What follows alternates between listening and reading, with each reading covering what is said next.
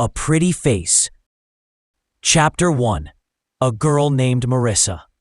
My name is Marissa Lane.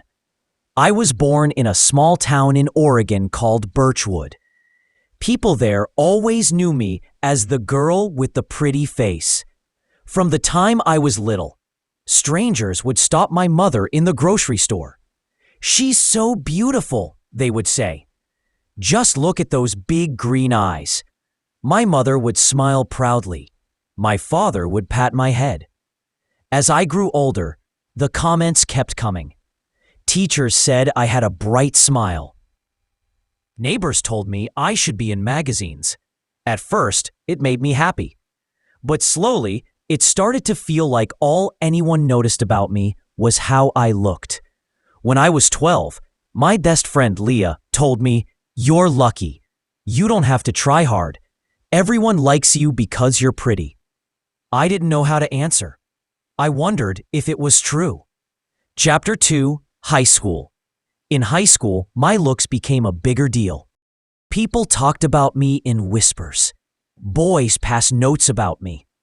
Girls sometimes gave me mean looks or called me names behind my back. "She thinks she's better than us," some said. "I bet she gets everything she wants," others added.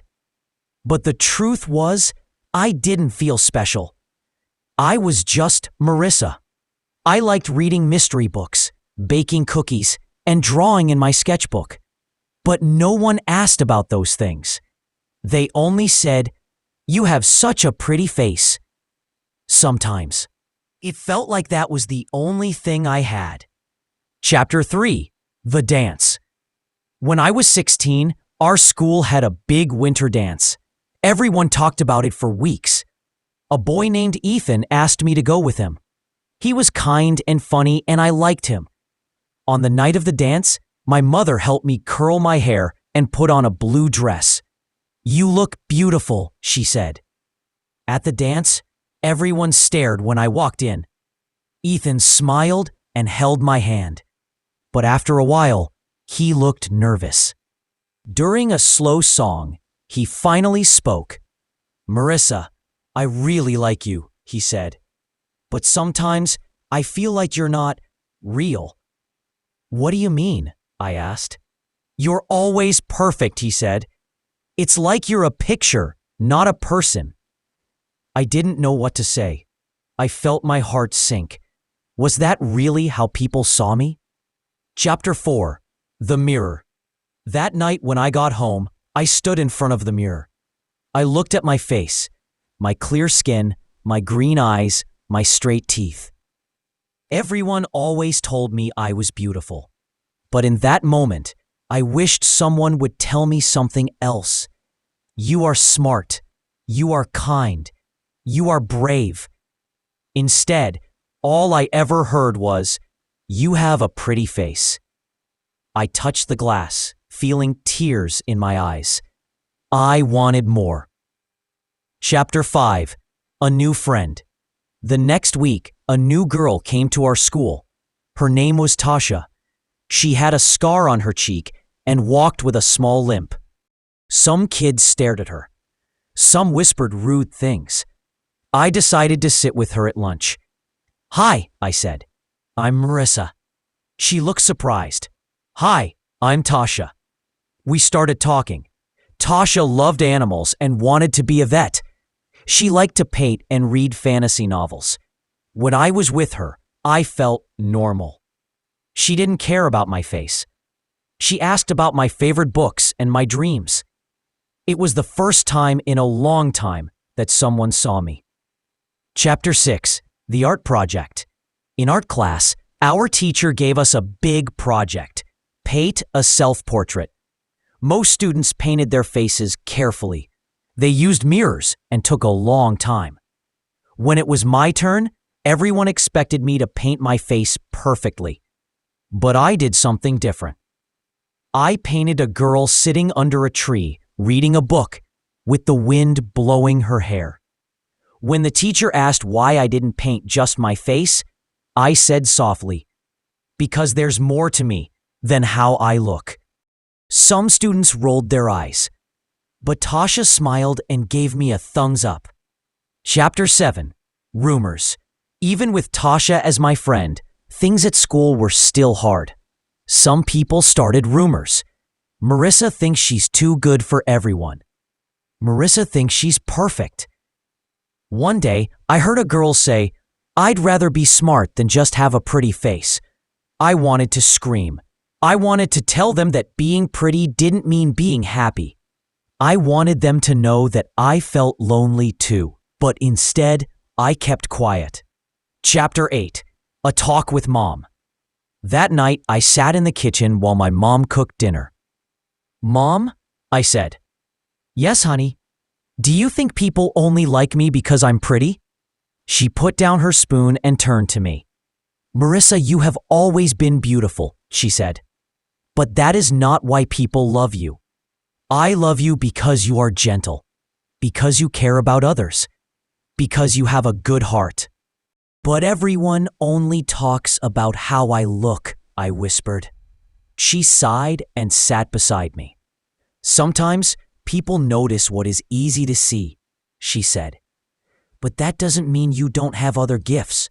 You have to show them, you have to remind them." I nodded slowly. Maybe she was right. Chapter 9. Standing Up. The next week, something happened that changed me. In the hallway, I heard two boys laughing at Tasha. "Look at her face," one of them said. "I bet she scares herself in the mirror." My heart started beating fast. I looked at Tasha. Her eyes were shiny with tears. Something inside me snapped. "Stop it," I said loudly. The boys turned. "What?" "Stop making fun of her," I said. My voice shook, but I didn't look away. "You have no right to treat her like that." One boy laughed. "Why do you care?" "Because she's my friend," I said. People were staring. My cheeks were hot. But I didn't care. That day, something changed in me. I decided I didn't want to be quiet anymore. Chapter 10. More Than a Face. After that day, Tasha and I grew closer. She came over to my house, and we baked cookies and watched movies. We talked about our hopes and fears. One afternoon, Tasha said, "Marissa, you know what I like about you?"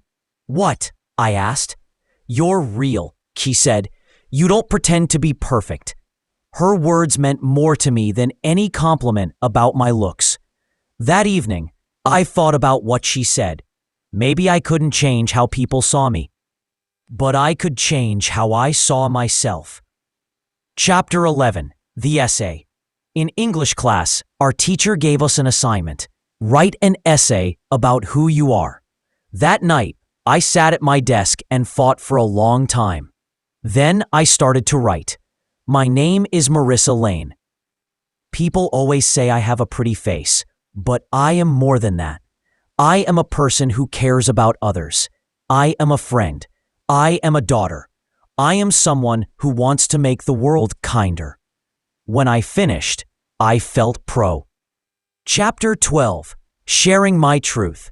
When our essays were due, the teacher asked if anyone wanted to read theirs aloud. My heart raced. I raised my hand. As I read my essay, the room grew quiet. When I finished, no one spoke for a moment. Then Tasha started clapping. A few others joined in. After class, a girl I didn't know well came up to me. "Thank you for reading that," she said. "It was brave." Chapter 13. A Change. Slowly, things started to shift. People still noticed how I looked, but some began to see more. A boy in my history class asked about my art. A girl in my science class asked if I could help her study. It felt good to be seen in a new way. Chapter 14. Prom Night. At the end of senior year, we had prom. I wore a pale green dress. My hair was curled. My mom took pictures and cried a little. Ethan, yes, the same boy from before, asked if I would go with him. I said yes. At prom, he smiled shyly and said, "I'm sorry for what I said back then." "It's okay," I said. He looked at me carefully. "You're really beautiful," he said. But now I know you're also strong and kind. Those words meant more to me than any compliment before. Chapter 15. Graduation. On graduation day, I stood on the stage with my class. As I got my diploma, I felt something deep inside me. Pride. I had learned something important. Beauty can open doors, but kindness and courage keep them open. Epilogue. Looking back, now years later, when I look in the mirror, I still see my pretty face. But I also see so much more. I see a girl who learned to stand up for herself and others. I see a friend, an artist, a woman with dreams. I see a person worth knowing. And that is more beautiful than any face could ever be.